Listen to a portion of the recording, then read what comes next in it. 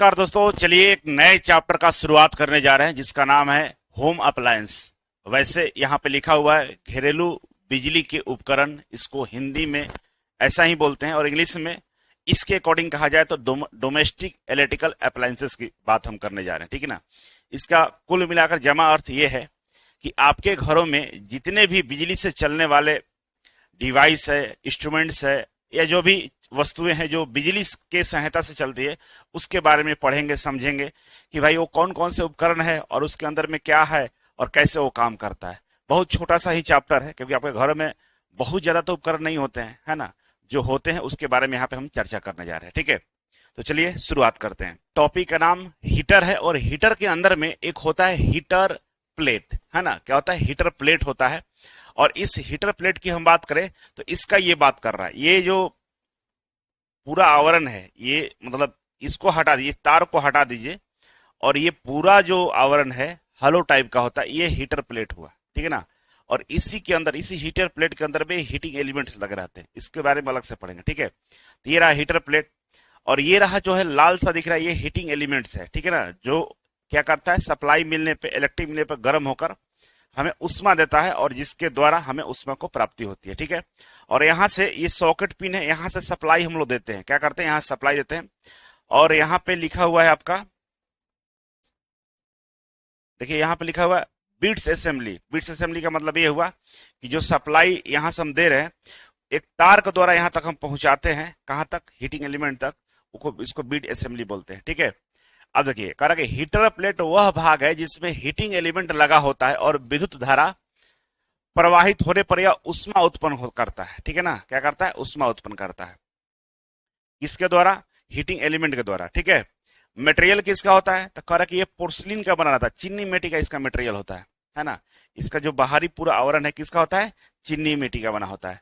Dimension की बात करें तो 15 से 20 सेंटीमीटर के आकार में आता है। कितना आता है? 15 से 20 सेंटीमीटर आकार में ये जो ये वाला एरिया है, डायमीटर मतलब इसकी बात करें तो ये जो जहां पे हीटिंग एलिमेंट है उसके बारे में कह रहा है कि 15 से 20 सेंटीमीटर का इसका एरिया होता है। एरिया मतलब डायमीटर, है ना, डायमीटर होता है। एरिया निकालना पड़ेगा डायमीटर जब दिया है तो।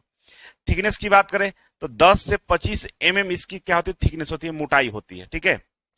टेम्परेचर कैपेसिटी की बात करें तो कह रहा है कि लगभग 1300 डिग्री सेल्सियस तक तापमान को सहन कर सकता है। कितना? 1300 डिग्री सेल्सियस तक। इसका जो बाहरी आवरण है वो कितना सहन कर सकता है? 1300 डिग्री टेम्परेचर को सहन कर सकता है। और ये अंदर वाला जो हमारा हीटिंग एलिमेंट है वो 900 डिग्री सेल्सियस तक क्या होता है? उष्मा टेम्परेचर को देता है हमें, ठीक है।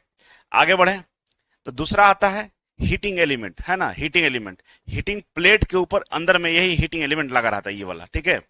इसके बारे में समझिए। कह रहा है कि हीटिंग एलिमेंट वह भाग है जिसमें विद्युत धारा प्रवाहित होने पर उष्मा उत्पन्न होता है ना। क्या बोला? कि हीटिंग एलिमेंट वह भाग है जिसमें विद्युत धारा प्रवाहित होने पर उष्मा उत्पन्न होता है। बात करें हम मटेरियल का तो कह रहा है कि मटेरियल में ये नाइक्रोम का वायर होता है। ये जो है ना, ये पूरा नाइक्रोम का ही होता है। अब कहीं कहीं इस तरह का भी होता है, ढीला सा, इस तरह का रेड कलर का दिखता है। ये सप्लाई देने के बाद ये रेड हुआ है, ठीक है। तो कुछ इस तरह की चीजें होती हैं, ठीक है।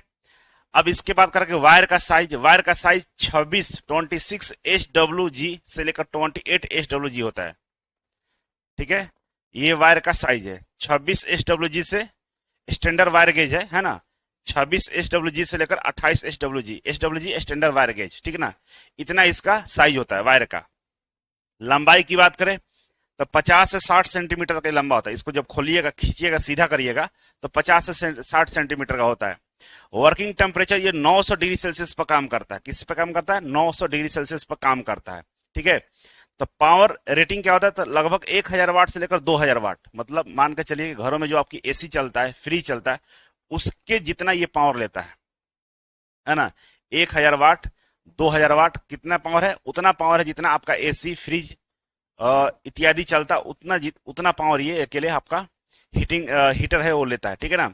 अब यहाँ पर देखिए लिखा था 1300 डिग्री सेल्सियस तक इसका बाहरी मटेरियल का तापमान होता है।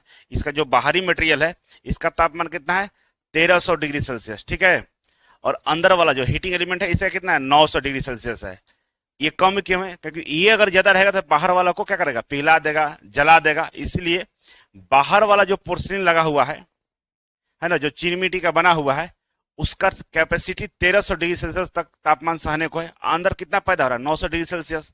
तो कोई ज्यादा दिक्कत वाला विषय नहीं है, इसीलिए बाहर वाला क्षेत्र में ज्यादा डिस्टर्बेंस नहीं होता है, हम लोग कपड़े वगैरह की मदद से इसे पकड़ सकते हैं। ठीक है, अब आते हैं ग्रिल।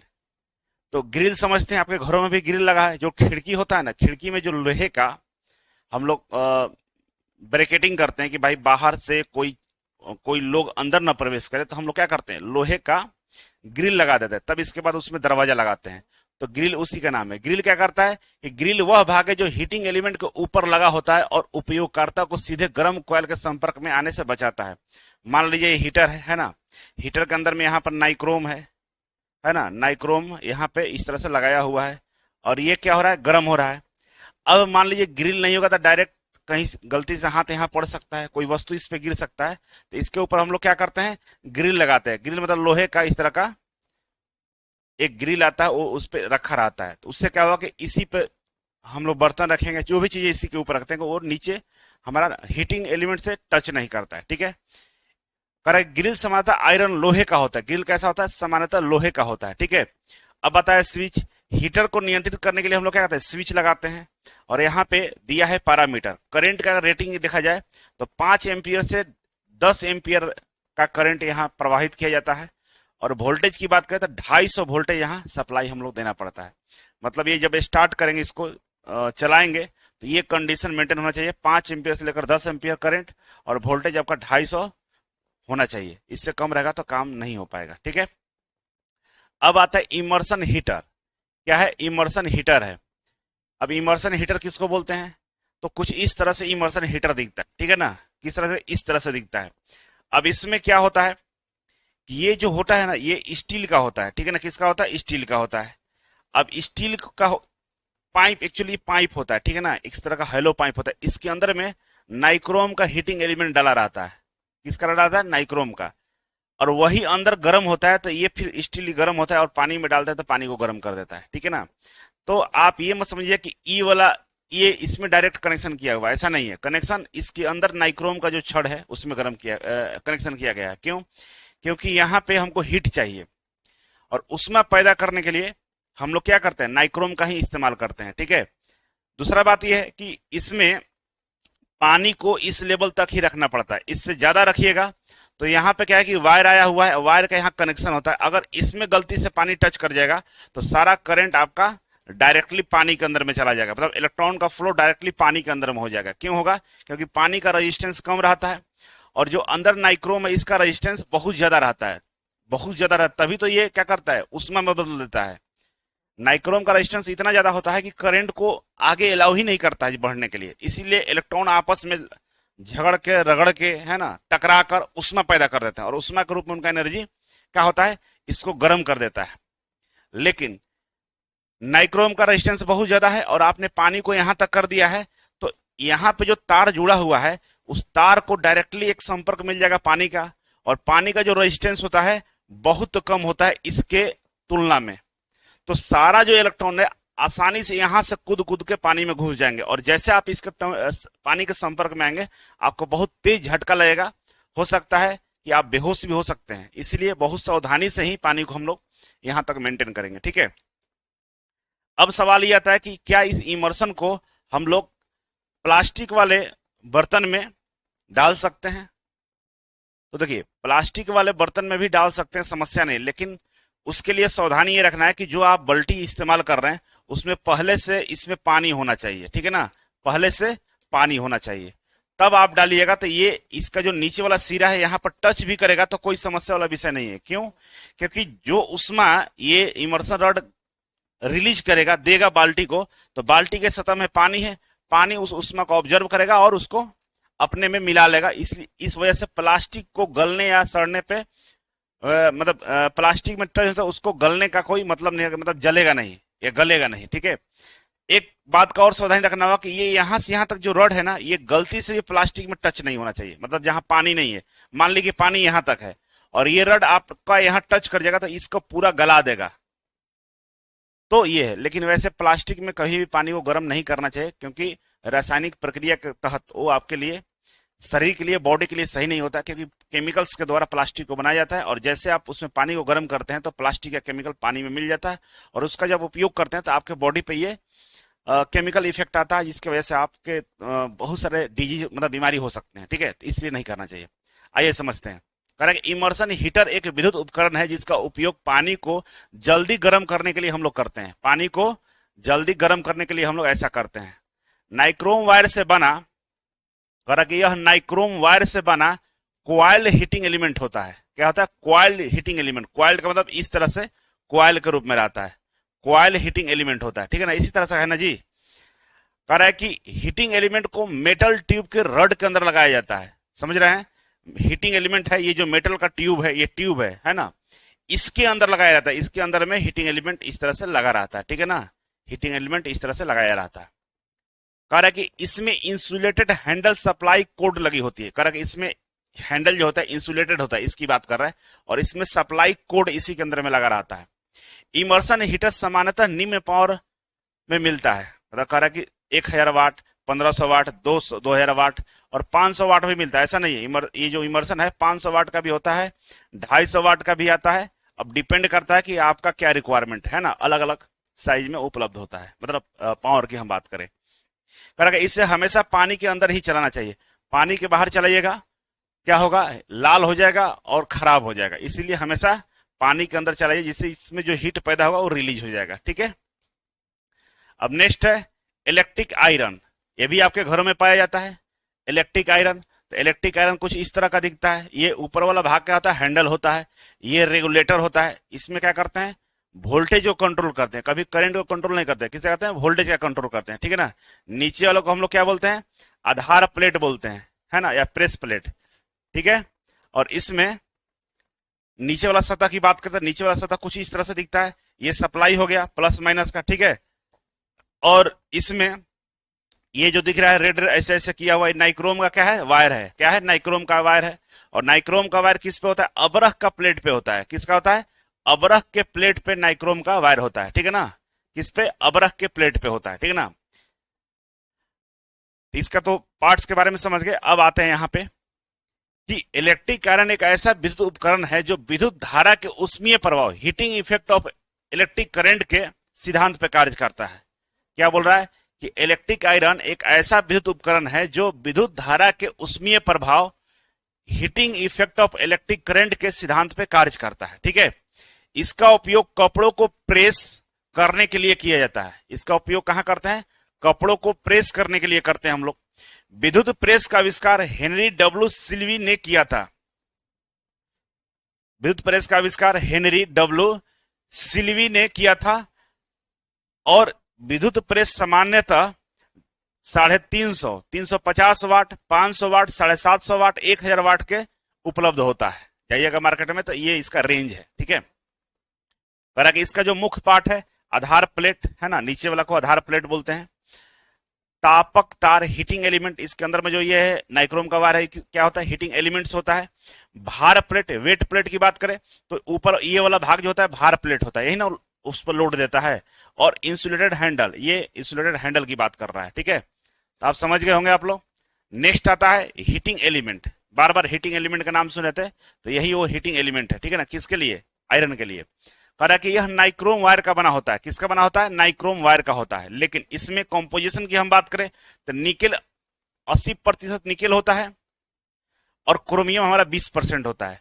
और ये दोनों मिलाकर हम लोग नाइक्रोम बोलते हैं। ठीक है ना, नाइक्रोम में 80% निकेल होता है और 20% क्रोमियम होता है। कह रहा है कि यह तार अबरख माइका सीट की पतली चादर पर लेपटा जाता है।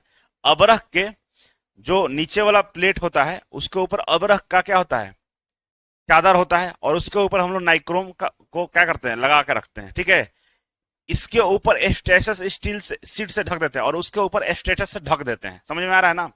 सबसे पहले अबरख का चादर होगा, है ना, माइका सीट होगा, उसके ऊपर नाइक्रोम होगा और उसके ऊपर एस्टेटस सीट से हम लोग ढक देते हैं। ठीक है ना, समझ में आ रहा होगा आप लोगों को। ओके, अब है नेक्स्ट हमारा जो प्रेस है उसमें होता है भार प्लेट, है ना, भार प्लेट होता है। कह रहा है कि यह प्लेट एस्बेस्टस सीट के ऊपर रखी जाती है ना। जो भार प्लेट होता है एस्बेस्टस सीट के ऊपर हम लोग रखते हैं।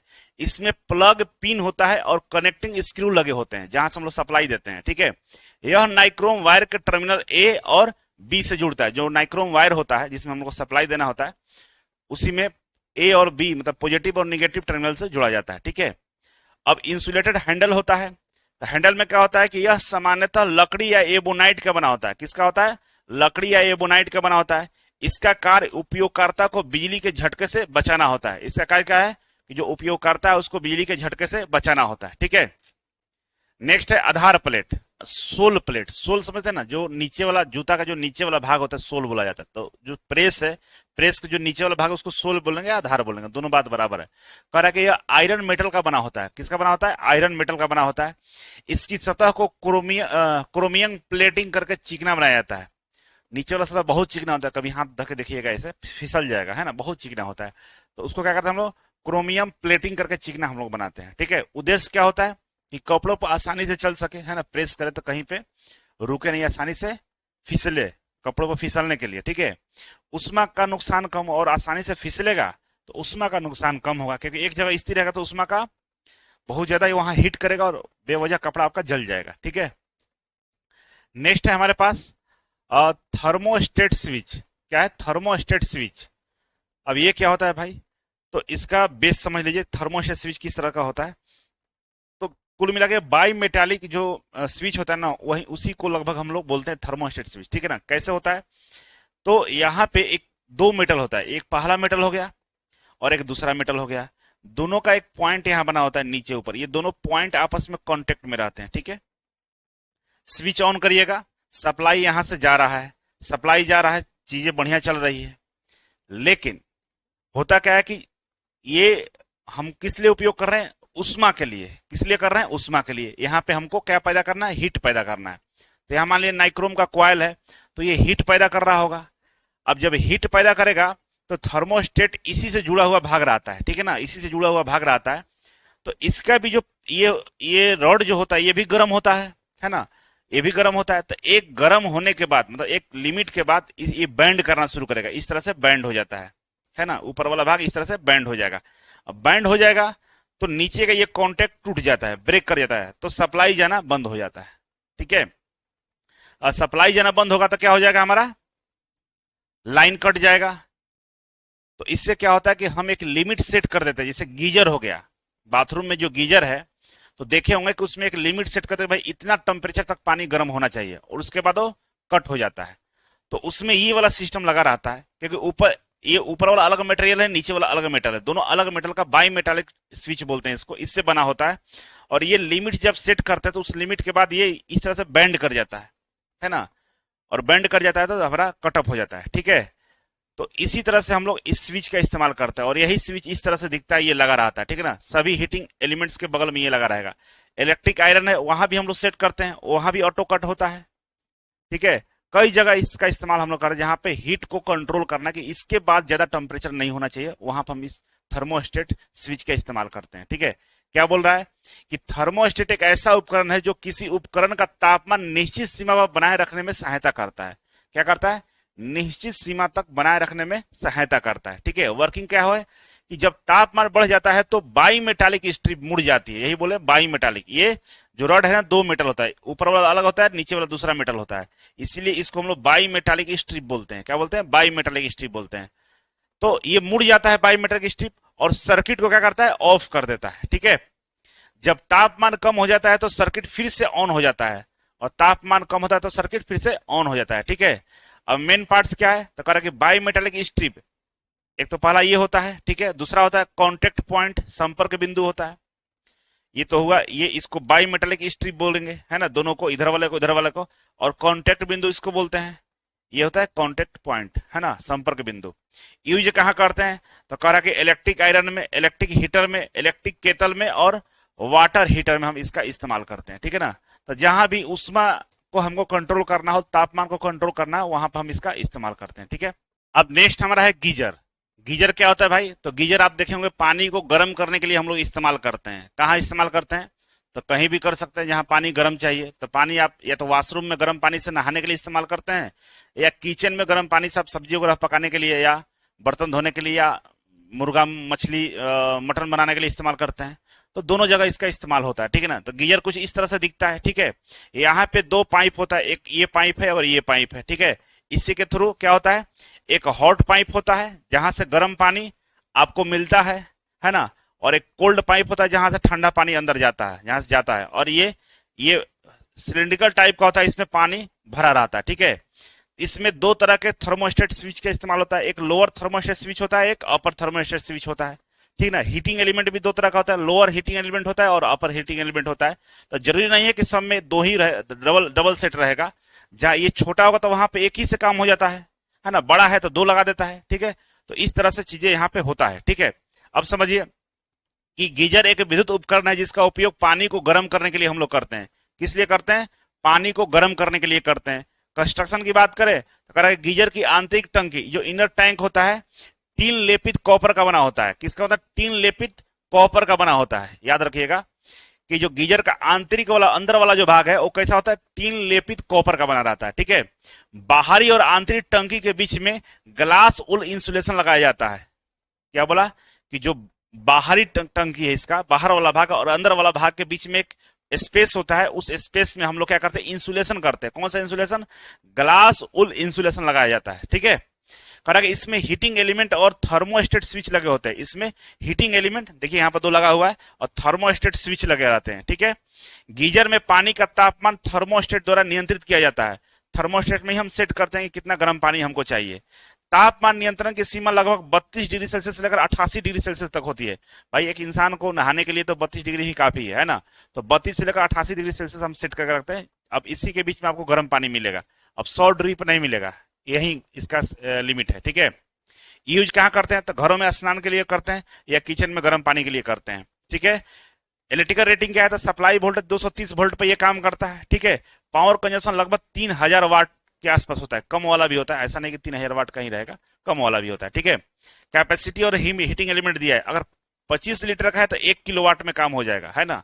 अगर 50 लीटर का है तो 2 किलोवाट चाहिए और 100 लीटर का है तो 3 किलोवाट चाहिए। तो ये जो दिया हुआ किसके लिए है, 100 लीटर के लिए है ना। देखिए नीचे लिखा हुआ है 100 लीटर के लिए 3 किलोवाट, तो ये 3 किलोवाट है। तो शुरुआत आपका 1 किलोवाट से शुरू हो जाता है, ठीक है। अब आता है हमारे पास हेयर ड्रायर, है ना। देखिए मैडम हेयर ड्रायर से बाल सुखा रही है, और ये घरों में केवल और केवल जो फीमेल होती है उनके पास इस्तेमाल के लिए होता है। आजकल के बच्चे भी हेयर ड्रायर का इस्तेमाल करते हैं, है ना। तो बालों को सुखाने के लिए एकमात्र इसका इस्तेमाल किया जाता है, ठीक है।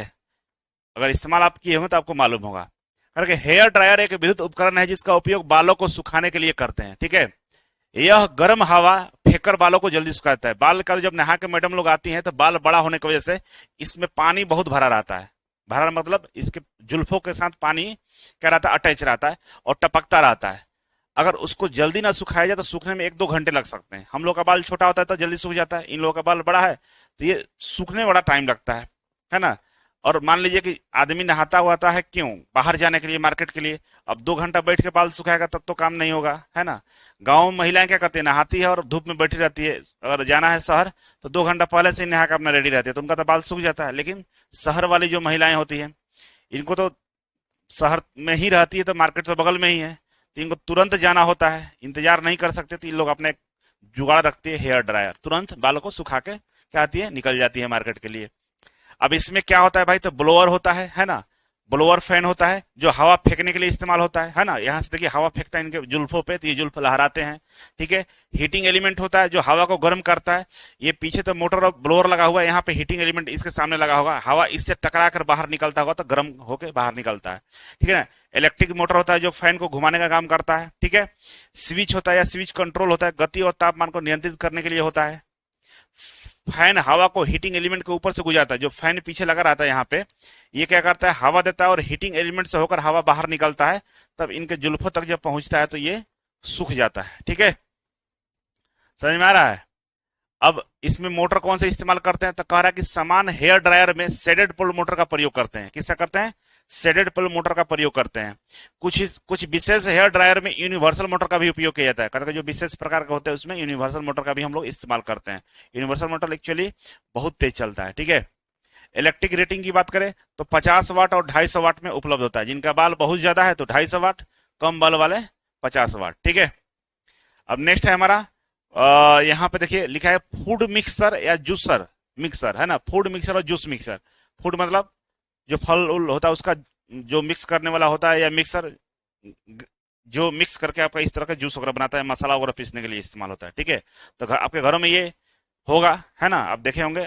आजकल तो कॉमन हो गया, गांव में भी लोग मिक्सर का इस्तेमाल करते हैं मसाला पीसने के लिए, जूस बनाने के लिए, ठीक है। अब समझिए, कारण कि जूसिंग मिक्सर एक विद्युत रसोई उपकरण है जिसका उपयोग जूस बनाने के लिए, मसाला पीसने के लिए और खाद्य पदार्थों को मिलाने के लिए हम लोग इस्तेमाल करते हैं, जिसमें मिक्सिंग और ग्राइंडिंग दोनों काम ये कर देता है, ठीक है। इसमें सामान्यतः यूनिवर्सल मोटर का इस्तेमाल किया जाता है, याद रखिएगा। जो मिक्सर होता है, जो फूड मिक्सर या जूस मिक्सर की हम बात करें, तो इसमें क्या होता है, मोटर यूनिवर्सल मोटर लगा रहता है। मिक्सर की अधिकतम गति लगभग 15,000 आरपीएम से 17,000 आरपीएम तक होता है, बहुत स्पीड चलता है, ठीक है ना। कितना? 15,000 से 17,000 आरपीएम पे चलता है, ठीक है। मिक्सर में मोटर सामान्यतः 100 वाट 650 वाट का होता है, ठीक है। मेन पार्ट की बात करें तो यूनिवर्सल मोटर लगा रहता है, रोटेटरी स्विच होता है स्पीड को कंट्रोल करने के लिए। यहाँ पे देखिए रोटेटरी स्विच लगा होता है, आप कितना स्पीड में चलाना चाहते हैं वैसे से घुमाते रहिए, तो उसके अनुसार स्पीड कंट्रोल कर सकते हैं, है ना। एकदम फुल करिएगा तो बहुत स्पीड पे चलेगा, कितना? 17,000 स्पीड पे चलेगा। कम करिएगा तो कम पे चलेगा, ठीक है।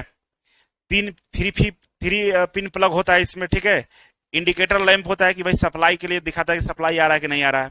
ओवरलोड रिले होता है प्रोटेक्शन के लिए, क्योंकि बहुत ज्यादा डाल दीजिएगा उसमें मटेरियल और घुमाइएगा, मिक्सर घूमेगा ही नहीं, तो रिले क्या करता है, उसको स्टॉप कर देता है। तो ओवरलोड रिले लगा रहता है। जार विथ ब्लेड्स होते हैं इसमें, ये छोटे छोटे क्या होते हैं, जार होते हैं, ठीक है ना। ये जार है, इसके ऊपर फिट होते हैं और इसके अंदर में ब्लेड लगा रहता है ना। वही ब्लेड इतना तेजी से घूमता है कि सबको काट उठ के क्या करता है, मिक्स कर देता है, ठीक है। नेक्स्ट है हमारा इलेक्ट्रिक ग्राइंडर। इलेक्ट्रिक ग्राइंडर क्या होता है, तो देखिए जैसे चना हो गया सत्तू बनाने के लिए, है ना, गेहूं हो गया आटा पीसने के लिए, ये सब अगर पीसना हो तो मिक्सर में नहीं होगा, ग्राइंडर में होता है। और ग्राइंडर किस तरह का होता है, तो गाँव में जांता देखे होंगे, ठीक है ना। हमारे पुराने जमाने में, अच्छा, हमारी जो मम्मी लोग थी वो लोग जांता का इस्तेमाल की हुई है, ठीक है ना। यहाँ पे एक बहुत बड़ा सा डंडा लगा रहता था, इसको पकड़ कर ऐसे घुमाइएगा तो नीचे वाला फिक्स रहता था, नीचे वाला घूमता नहीं था, ऊपर वाला क्या करता, मूव करता है, घूमता है। और इसमें गेहूं डालिए या चना डालिए, जो भी डालिएगा, इसको आटे जैसे बनाकर बाहर निकाल देता था, ठीक है। लेकिन टेक्नोलॉजी बढ़ता गया, अब जो पहले हाथ से हम लोग ऐसे घुमाते थे उसके जगह पे मोटर लगा दिया और नीचे एक साफ्ट लगा दिया, और साफ्ट को इस बेल्ट के थ्रू कनेक्ट कर दिया। और जब मोटर स्टार्ट करेंगे तो साफ्ट घूमेगा तो जाता हमारा घूमना शुरू होता है और पीसना शुरू कर देता है। यही मैकेनिज्म का इस्तेमाल करके क्या किया गया, ग्राइंडर का बनाया गया। और ग्राइंडर अब इस तरह से आपको सॉफ्ट और बढ़िया तरीके से दिखता है। देखिए मैडम कितना स्वीट सा दिखा रही है, तो इस तरह का ग्राइंडर अब आ गया है, ठीक है। कह रहा है कि इलेक्ट्रिक ग्राइंडर एक विद्युत उपकरण है जिसका उपयोग हम अनाज को पीसने के लिए करते हैं, अनाज को ग्रेन्स को पीसने के लिए करते हैं। कह रहा है कि इनमें सामान्यतः कैपेसिटर स्टार्ट मोटर का प्रयोग किया जाता है। सबसे इंपॉर्टेंट है कि इसमें कौन सा मोटर लगता है, कैपेसिटर स्टार्ट मोटर लगा रहता है, ठीक है। ग्राइंडिंग ड्रम का स्पीड लगभग 500 से 600 आरपीएम पे होता है। ग्राइंडिंग जो ड्रम है, ये जो ऊपर वाला जो ड्रम है ग्राइंडिंग ड्रम, इसका स्पीड कह रहा है कि 500 से 600 आरपीएम पे होता है। मोटर स्पीड लगभग 1400 आरपीएम का होता है। मोटर का जो स्पीड होता है नीचे वाला का वो 600 आरपीएम होता है, और वो घूमता है तो जो ग्राइंडर उसको घुमाता है तो थोड़ा सा स्पीड ग्राइंडर का कम हो जाता है, ठीक है। वर्किंग कैसे, तो मोटर चलने पर पुली बेल्ट के माध्यम से ग्राइंडर को व्हील को घुमाया जाता है। जब मोटर चलेगा तो पुली और बेल्ट के माध्यम से क्या करते हैं हम लोग, ग्राइंडर को घुमाने का काम करते हैं, ठीक है। दो पत्थर के चक्रों के बीच अनाज डालने पर अनाज पीसकर आटा बन जाता है। जो पत्थर लगा हुआ है इनके बीच में क्या होता है, जो गेहूं या चना होता है वो पीसकर आटा बन जाता है। कह रहा है कि यदि ग्राइंडिंग व्हील की विपरीत दिशा में घुमाया जाए तो वह ढीला और लूज हो सकता है। कह रहा है कि ग्राइंडिंग व्हील जो है उसको उल्टे डायरेक्शन में घुमाइएगा तो जो आपका बेल्ट वगैरह है वो सब ढीला हो सकता है, तो उल्टा दिशा में एंटी क्लॉकवाइज में नहीं घुमाना चाहिए, ठीक है। अब आपके घर में वॉशिंग मशीन आता है कपड़े को धोने के लिए, है ना। तो वॉशिंग मशीन एक्चुअली उन कपड़ों को धोता है जो मतलब गाड़ी और कार में घूमने वाले जो लोग हैं जिनका कपड़ा बहुत गंदा नहीं होता है, तो वो लोग अच्छा से वॉश कर लेते हैं। लेकिन हम लोग क्या है कि मार्केट में घूम रहे हैं, खुले में घूम रहे हैं, ऑटो से टेम्पो से, तो बहुत ज्यादा धूलकण आपके सरों पर पड़ते हैं, ये आपके शर्ट पे पड़ता है, कॉलर बहुत गंदा हो जाता है, तो ये वॉशिंग मशीन नहीं धो पाएगा। इसको जब तक रगड़िएगा नहीं नहीं धुलाएगा। तो वॉशिंग मशीन करता क्या है, देखिए इसमें इस तरह का मोटर लगा रहता है, और इसमें जब कपड़ा आप डालते हैं तो ये ऐसे घुमाता है, तो सर्फ पानी और कपड़ा डाल दिएगा, ऐसे घुमाता रहेगा, घुमाते घुमाते थोड़ा बहुत जो गंदगी हो निकल जाता है, साफ हो जाता है। मतलब पहनने जो होता है पसीने से, जो पसीना वगैरह से कपड़े जो स्मेल आते हैं बहुत दिनों से नहीं धोने से बदबू आते हैं, वो सब खत्म हो जाते हैं। लेकिन बहुत ज्यादा गंदा कपड़ा हो तो इसमें धोना काफी मुश्किल काम होता है, ठीक है। अब इसमें देखिए इसके पार्ट्स नीचे दिए गए हैं। यहाँ ये डैशबोर्ड होता है, वॉशिंग मशीन का डैशबोर्ड है। यहाँ पर कंट्रोल स्विच होता है कि भाई कितने पर चलाना है, कितना देर तक चलाना है, सुखाने वाला बटन होता है, तमाम चीजें होती हैं, ठीक है ना।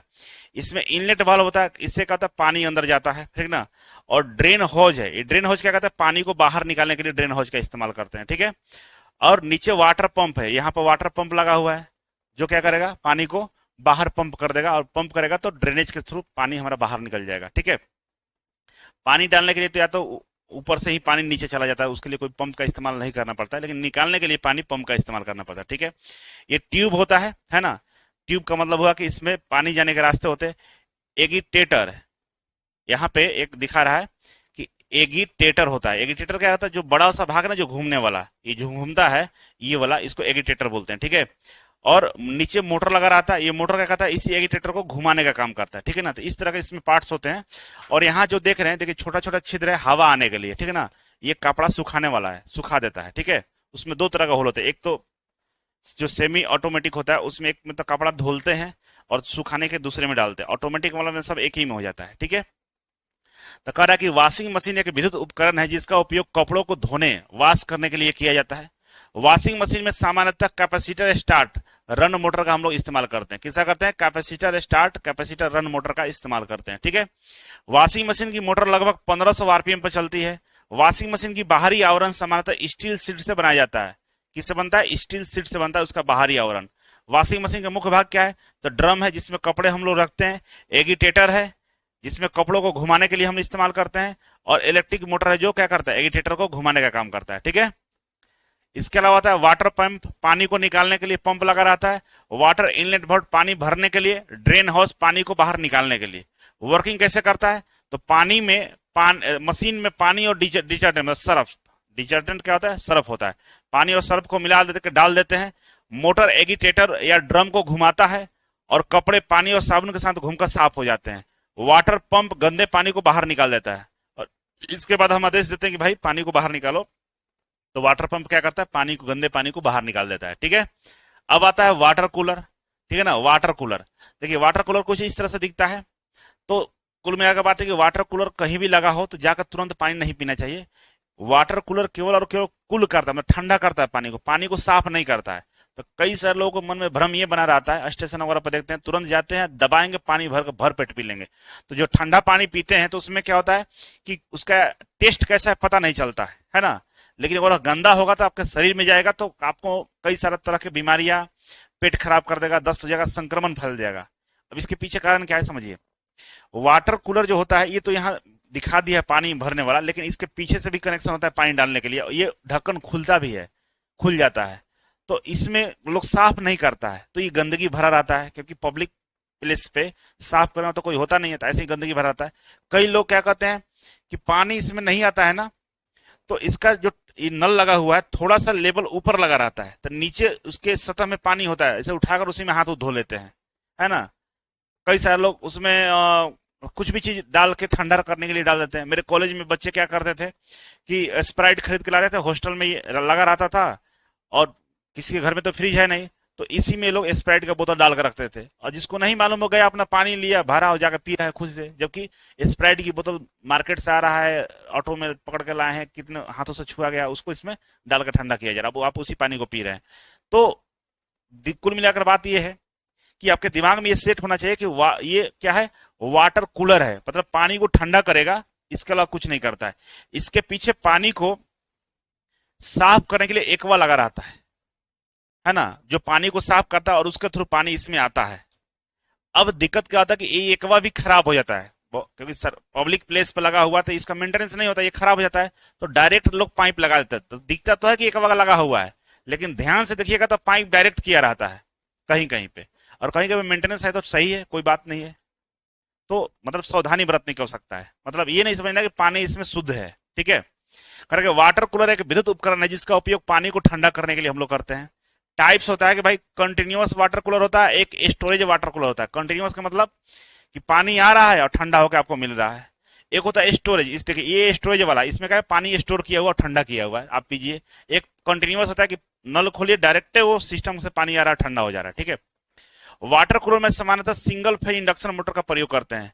किसका करते हैं, सिंगल फेज इंडक्शन मोटर का प्रयोग करते हैं।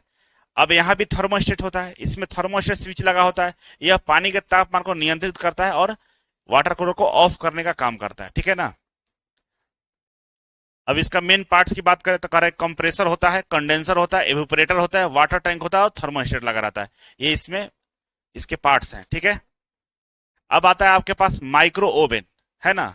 माइक्रो ओवन क्या होता है, तो भाई यहाँ पे हम लोग क्या करते हैं, जो हमारा फूड्स होता है, जो भोजन होता है, उसको गर्म करके खाने के लिए हम इस्तेमाल करते हैं, ठीक है ना। अब देखिए ये माइक्रो ओवन है, क्यों बनाया गया, तो ये बनाया गया था एक्चुअली यूरोपीय देशों के लिए, जो यूरोप वाले हैं, है ना। यूरोप में क्या होता है, जैसे अमेरिका वगैरह हो गया, आपका फ्रांस हो गया, रसिया हो गया, इस क्षेत्र में क्या होता है कि बहुत ठंड पड़ता है, इतना ठंड पड़ता है कि समझ लीजिए कि लोग घरों में हीटर लगा के रहते हैं, घरों को गर्म करने के लिए लोग गैसों का इस्तेमाल करते हैं। तो ये लोग के यहाँ जो खाना बनता है ना, तुरंत ठंडा होकर फ्रीज हो जाता है, जम जाएगा बर्फ जैसा। बाहर ये लोग टिफिन ले जाते हैं, फ्रीज हो जाता है, ठीक है। तो वहाँ फ्रिज का भी इस्तेमाल नहीं होता है यूरोप वगैरह में। तो उन लोगों ने इसका आविष्कार किया था कि भाई खाना खाएंगे तो ठंडा खाना तो खा नहीं पाएंगे, तो ये लोग हमेशा एक गैस का छोटा सा स्टोव लेके चलते थे, लोग गर्म करके खाते थे, कहीं भी जाते थे, कोई स्टोव रहता साथ में। तो बड़ा कठिन काम हो गया था, है ना। तो उसके जगह पे लोगों ने इसका आविष्कार किया कि भाई खाना को रख के गर्म करके खाएंगे। अब इंडिया वाला कॉपी कर लिए, इनको भी चाहिए कि गर्म करके खाएंगे। आप क्यों गर्म करके खाते हैं, आपके यहाँ तो मौसम अनुकूल रहता है, आप आराम से 2-4 घंटे बाद खा सकते हैं, लेकिन वहाँ 2-4 घंटे बाद क्या होता है, जो ठंडा होता है फ्रीज हो जाता है, पूरा ठंडा हो जाता है। तो इस वजह से इसका इस्तेमाल किया गया खाना को गर्म करने के लिए। इसीलिए यहाँ पे लिखा हुआ है कि माइक्रो ओवन एक लोकप्रिय रसोई उपकरण है जिसका उपयोग खाद्य पदार्थों को गर्म करने और पकाने के लिए हम लोग इस्तेमाल करते हैं, ठीक है। वर्किंग प्रिंसिपल क्या है इसका, करके microwave oven electromagnetic wave, microwave radiation के सिद्धांत पर कार्य करता है, ठीक है। माइक्रोवेव तरंगें भोजन के अंदर मौजूद पानी के अणु वाटर मोलिक्यूल्स को कंपन वाइब्रेशन के द्वारा गर्म करती है, ठीक है। इस कंपन से उष्मा हीट उत्पन्न होती है और भोजन को गर्म कर या पक जाता है। क्या बोला कि माइक्रोवेव तरंगे भोजन के अंदर मौजूद पानी के अणुओं को कंपन वाइब्रेशन कराती है, ठीक है। और इस कंपन से उष्मा हीट उत्पन्न होता है और भोजन को गर्म करता है। माइक्रोवेव, वेव समझते हैं ना, वेव मतलब समझिए कि लाइट क्या एक वेव है, हीट क्या एक वेव है, इतना उसको वेव देता है, मतलब हीट के रूप में, वो क्या करता है, खाना गर्म हो जाता है या पक जाता है, ठीक है। इसकी पावर की बात करें तो लगभग 2000 से लेकर 2500 वाट की इसकी शक्ति होती है। कितना होता है, 2000 से लेकर 2500 वाट की इसकी शक्ति होती है, ठीक है। अब नेक्स्ट है इसका कि भाई माइक्रोवेव का जो प्रोडक्शन है कैसे होता है, तो कह रहा कि माइक्रो ओवन में मैग्नेट्रॉन नामक इलेक्ट्रॉन ट्यूब होती है। कौन होता है, मैग्नेट्रॉन नामक इलेक्ट्रॉन ट्यूब होती है, ठीक है ना। और यही ट्यूब क्या करती है, रेडिएशन उत्पन्न करती है, ठीक है ना। वही रेडिएशन से खाना क्या होता है, गर्म हो जाता है। और ये तरंगे जो मैग्नेट्रॉन जो होता है, जो माइक्रोवेव रेडिएशन उत्पन्न करता है, और ये जो रेडिएशन है तरंगे ओवन के अंदर वेव गाइड द्वारा भेजी जाती है। ओवन के अंदर वेव गाइड होता है जो गाइड करता है कहाँ भेजना है, वो भेजता है। इनकी वेव लेंथ लगभग 1 मीटर से लेकर 1 मिलीमीटर तक होती है। तो इसका जो वेव लेंथ होता है 1 मीटर से लेकर 1 मिलीमीटर तक होता है। इसकी फ्रीक्वेंसी लगभग 300 मेगाहर्ट्ज से लेकर 300 गीगाहर्ट्ज तक होता है, ठीक ना। फ्रीक्वेंसी इतना होता है, तो काफी हाई लेवल का भाई काम कर रहा है, ठीक है। मेन पार्ट्स की बात करें तो मैग्नेट्रॉन होता है जो माइक्रोवेव उत्पन्न करता है, वेव गाइड तरंगों को ओवन के अंदर भेजता है, टर्न टेबल होता है जो भोजन को घुमाने के लिए काम करता है, अंदर टर्न टेबल लगा रहता है जो भोजन को घुमाते रहता है, तब ना चारों तरफ बराबर वहां पे माइक्रोवेव के संपर्क में आएगा, है ना, तो घुमाता है, ठीक है। तो टर्न टेबल, टर्न मतलब घूमने वाला टेबल लगाता है, ठीक है ना। फैन होता है जो कूलिंग के लिए इस्तेमाल हम लोग करते हैं। इतना सारा चीज इसके अंदर में होता है। अब आता है टोस्टर। टोस्टर जानते हैं, यही टोस्टर कहता है जो हमारा ये जो टोस्ट होता है ना, उसको गर्म करने के लिए हम लोग इस्तेमाल करते हैं टोस्टर का, ठीक है। करा टोस्टर एक छोटा सा विद्युत उपकरण है जिसका उपयोग ब्रेड को गर्म करके टोस्ट बनाने के लिए हम लोग करते हैं, ठीक है ना। ब्रेड को गर्म करने के लिए इस्तेमाल करते हैं। टोस्टर में ब्रेड स्लाइड्स को रेडिएंट हीट विकिरण के से गर्म करते हैं। रेडिएंट हीट मतलब समझ रहे हैं ना, विकिरण उष्मा, रेडिएशन से इसको क्या करते हैं, गर्म करते हैं, ठीक है। इससे ब्रेड भूरी ब्राउन होकर टोस्ट बन जाती है, और ब्रेड क्या होता है, ब्राउन होकर टोस्ट बन जाता है। हीटिंग एलिमेंट की बात करें तो कह रहा है कि टोस्टर में नाइक्रोम वायर का हीटिंग एलिमेंट होता है। टोस्टर में क्या होता है, नाइक्रोम वायर का हीटिंग एलिमेंट होता है। यह माइका सीट पर लगाया जाता है, ठीक है। तो टोस्टर में नाइक्रोम वायर का हीटिंग एलिमेंट होता है और यह माइका सीट पर लगाया जाता है। टोस्टर का हीटिंग एलिमेंट सामान्यतः 600 वाट से लेकर 1200 वाट के बीच में होता है। कि टोस्टर का हीटिंग एलिमेंट सामान्यतः 600 वाट से लेकर 1200 वाट के बीच में होता है। समझ में आ रहा है, ओके। अब कुछ क्वेश्चन है, प्रश्न है जिसका आंसर आपको करना होगा। ठीक है, पहला है कि एक विद्युत स्त्री इलेक्ट्रिक आयरन में कुंडली क्वाइल से बेस प्लेट तक उष्मा का स्थानांतरण मुख्यतः किसके द्वारा होता है? करेगा जो इलेक्ट्रिक प्रेस होता है उसमें उष्मा का स्थानांतरण, मतलब जो इलेक्ट्रिक प्रेस में उष्मा है और जो कपड़ों में इसका ट्रांसफॉर्मेशन हो रहा है, किस विधि के द्वारा होता है? तो ऑप्शन है रेडिएशन, कैपेसिटेंस, कन्वेक्शन, कंडक्शन। तो यहाँ पे आंसर आपका होगा डी, क्या होगा? कंडक्शन होगा। क्यों होगा इसके बारे में समझ लीजिए। तीन तरह से उष्मा का क्या होता है? आदान प्रदान होता है। पहला होता है हमारा कंडक्शन का। तो कंडक्शन कहता है कि एक वस्तु दूसरे वस्तुओं के साथ स्पर्श में सटा हुआ हो और तब जाकर उष्मा का ट्रांसफॉर्मेशन हो, तो उसको बोलेंगे कंडक्शन बोलेंगे। जैसे इलेक्ट्रिक प्रेस कपड़े में सटा हुआ रहता है, तो इलेक्ट्रिक प्रेस का जो उष्मा है कपड़े के अंदर में जाती है, तो वो एक दूसरे के संपर्क में आने से जाती है। तो एक दूसरे से संपर्क बनाकर उष्मा का आदान प्रदान करने की प्रक्रिया को हम लोग कंडक्शन बोलते हैं। कन्वेक्शन क्या होता है? तो कन्वेक्शन होता है कि जो हवा के माध्यम से उष्मा का ट्रांसफॉर्मेशन होता है। जैसे आप ट्रांसफार्मर देखे होंगे, तो ट्रांसफार्मर के बाहर इस तरह के बड़े बड़े फिन्स, पतले पतले चादर जैसे बाहर निकल रहता है ना, कई सारे आपको प्लेट्स टाइप का दिखेगा। गाड़ी मोटरसाइकिल का जो इंजन होता है उसमें देखिएगा एक इतना इतना छोटा छोटा एल्यूमिनियम का या कॉपर का प्लेट निकला रहता है, एल्यूमिनियम का प्लेट निकला रहता है, स्टील का प्लेट निकला रहता है। ठीक है ना? तो वो किससे निकला रहता है? क्योंकि यहां से हवा अगर गुजरेगा ना, इनसे टकराएगा और हवा इनके उष्मा को लेकर बाहर निकल जाएगा। तो इस प्रक्रिया को कन्वेक्शन बोलते हैं, जो हवा के माध्यम से उष्मा का ट्रांसफॉर्मेशन होता है। और तीसरा होता है रेडिएशन। रेडिएशन क्या होता है? कि उसमें कोई माध्यम नहीं होता है, उसमें कोई माध्यम नहीं होता। जैसे सूरज का जो लाइट है हमारे पास आ रही है, तो रेडिएशन के माध्यम से आ रही है। अब इसमें बोलेंगे नहीं, ये नहीं बोल सकते हैं कि हवा की वजह से मेरे पास आ रही है, क्योंकि हवा कहाँ है? धरती पे ही है। वायुमंडल में हवा है, उसके ऊपर जाएंगे तो कुछ नहीं है, अंतरिक्ष में तो हवा है ही नहीं, ऑक्सीजन है ही नहीं, तो फिर कैसे आप तक पहुंचा? तो एक रेडिएशन है। रेडिएशन के लिए हमें माध्यम की आवश्यकता नहीं पता, वो डायरेक्ट आप तक पहुंच जाता है ना? तो बिना माध्यम का होता है, तो उसको हम लोग रेडिएशन उष्मा ट्रांसफॉर्मेशन बोलते हैं। ठीक है, तो तीन तरह के ट्रांसफॉर्मेशन होता है। इसीलिए अगर हम बात करें इलेक्ट्रिक प्रेस के बारे में, तो वो क्या करता है? कंडक्शन करता है। ठीक है, नेक्स्ट है कि वाटर हीटर कमीशनिंग या इंस्टॉलेशन से पहले इंस्टॉलेशन रेजिस्टेंस कम से कम कितना होना चाहिए? अगर वाटर हीटर को कहीं पर लगा रहे हैं, तो वाटर हीटर के अंदर में जो रेजिस्टेंस है कितना होना चाहिए कम से कम? चार ऑप्शन है, 0.25 मेगावाट, 2 मेगावाट, 1 मेगावाट, 0.5 मेगावाट। तो बाबू याद रखिएगा 1 मेगावाट होता है। ये हमको आपको पहले पढ़ाए भी, मतलब थ्योरी में इसको पढ़ा दिया गया है। नेक्स्ट है हमारा कि किसी विद्युत उपकरण में हीटिंग एलिमेंट में कौन सा गुण होना चाहिए? विद्युत उपकरण जो भी है, जो उष्मा देता है, तो उष्मा देने वाले जितने भी आपके घरों में डिवाइस हैं, इंस्ट्रूमेंट्स हैं, उसमें कौन सा गुण होना चाहिए? जैसे हीटर हो गया आपका, रूम हीटर की बात करें, इलेक्ट्रिक प्रेस की बात करें, है ना, इंडक्शन चूल्हा की बात करें, इमर्सन की बात करें जो पानी को गर्म करता है, टोस्टर की बात करें, तो ये सब में कौन सा गुण होना चाहिए? तो कह रहा है कि high temperature coefficient, high electricity, high conductivity या हाई रेजिस्टिविटी। तो भाई उच्च प्रतिरोधकता होना चाहिए, जितना प्रतिरोध ज्यादा रहेगा, क्योंकि जो हीटिंग एलिमेंट होते हैं ना, जो उष्मा हमें देते हैं, बिजली के सप्लाई से उष्मा देते हैं, उसका रेजिस्टेंस बहुत ज्यादा होना चाहिए, मतलब उच्च रजिस्टिविटी होनी चाहिए, उच्च प्रतिरोधकता होना चाहिए, तब जाकर काम होता है हमारा। ठीक ना? तब जाकर उसमें आपको मिलता है। तो आंसर क्या होगा? डी होगा। नेक्स्ट है हमारा कि एक घरेलू उष्मीय उपकरण में सामान्यतः तंतु हीटिंग एलिमेंट का तापमान क्या होता है? जो हीटिंग एलिमेंट होते हैं, चाहे हम हीटर की बात करें, तो हीटर में ही जो हीटिंग एलिमेंट होता है उसका रेंज क्या होता है? तो हम लोग देखे थे भाई ना कि 900 डिग्री सेल्सियस होता है, यही देखे थे हम लोग। और उसके पीछे जो माइका होता है उसका 1300 डिग्री सेल्सियस होता है। तो हीटिंग एलिमेंट का रेंज 900 है, तो 900 तो इसी में केवल है, तो ये वाला रेंज हमें सही है हमारे लिए कि 550 डिग्री सेल्सियस से लेकर 900 डिग्री सेल्सियस तक होना चाहिए। ठीक है, नेक्स्ट है हमारा कि माइक्रो ओवन का कौन सा भाग माइक्रोवेव उत्पन्न करता है? माइक्रो ओवन का कौन सा भाग माइक्रोवेव उत्पन्न करता है? तो अभी हम लोग पढ़े थे मैग्नेट्रॉन, यही ना पढ़े थे जी। तो मैग्नेट्रॉन क्या करता है? माइक्रोवेव उत्पन्न करता है। ठीक है, नेक्स्ट देखिए, नीचे हम सॉल्यूशन भी दे दिए हैं, तो आप आसानी से सॉल्यूशन को पढ़िएगा जब आपको स्टडी मटेरियल ओपन करिएगा तो। ठीक है, नेक्स्ट है घरेलू वाटर कूलर के पंप में कौन सा मोटर प्रयोग किया जाता है? घरेलू जो वाटर कूलर होता है उसके पंप के लिए जो पंप चलता है उसमें कौन सा मोटर का इस्तेमाल करते हैं? तो बाबू याद रखिएगा शेडेड पोल्ड मोटर होता है। कौन सा होता है? शेडेड पोल्ड मोटर होता है। ठीक है, ये सब आपको थ्योरी में पढ़ा चुके हैं। ठीक है ना, ये सब पूछा हुआ क्वेश्चन है, मतलब कहीं ना कहीं किसी एग्जाम में पूछा हुआ क्वेश्चन आपको यहाँ दिख रहा है।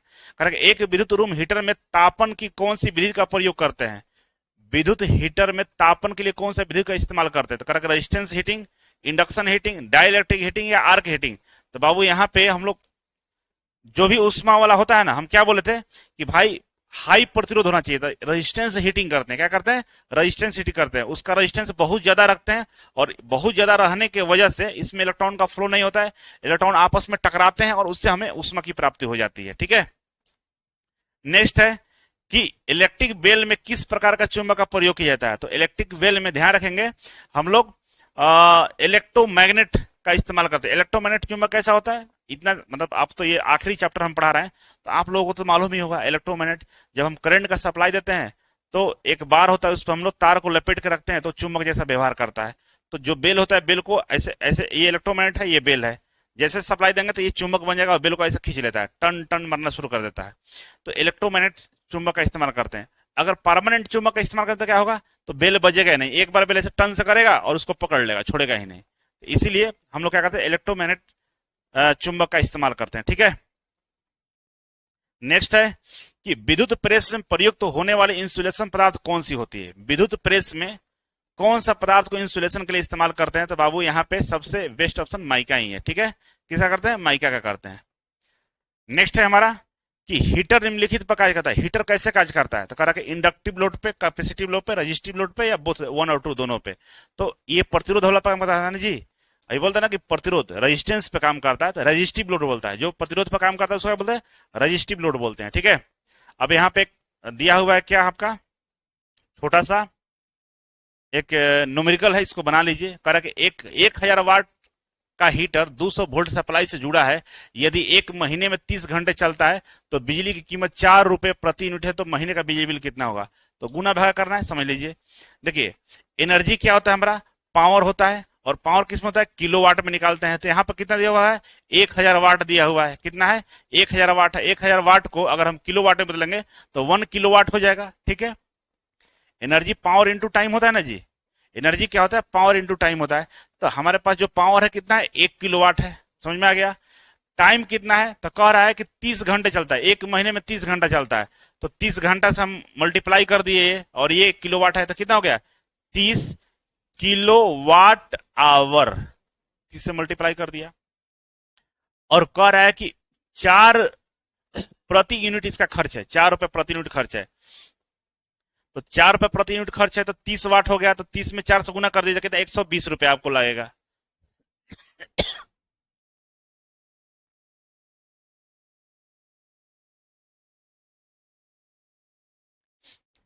अब इसमें जो यहाँ पे 30 किलो वाट आवर आया हुआ है, तो ये इसको हम यूनिट बोलते हैं, क्या बोलते हैं, यूनिट बोलते हैं। समझ में आ रहा है।